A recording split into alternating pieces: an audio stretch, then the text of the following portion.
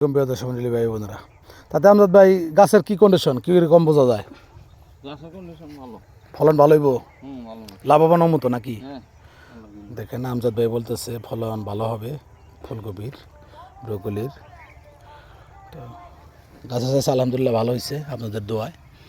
তো আগামীকালকে যদি মহান আল্লাহ তাআলা বাঁচিয়ে রাখেন, একটা বুড়া দিতে হবে, পানি দিতে হবে, শেষ প্রক্রিয়া একটা বুড়া দিয়ে এরপর মনে হয় আরেকটা লাগবে, একটা দেড়, তাই না?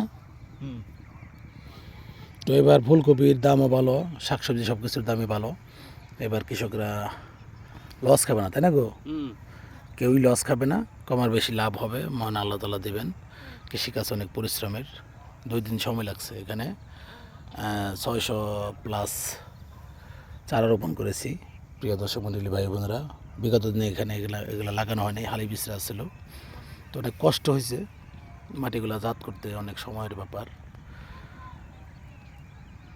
দেখুন গাছগুলোর গ্রোথ মাশাআল্লাহ অনেক সুন্দর হয়েছে, মাশাআল্লাহ। তো পানি দেওয়ার পরে দেখা যাবে গাছের গ্রোথ আরও ভালো হয়ে গেছে। যদি ভিডিওটা ভালো লাগে অবশ্যই লাইক কমেন্ট শেয়ার করে দেবেন, আমার পাশে থাকবেন, সবাইকে ভালোবাসবেন এই কামনা করি।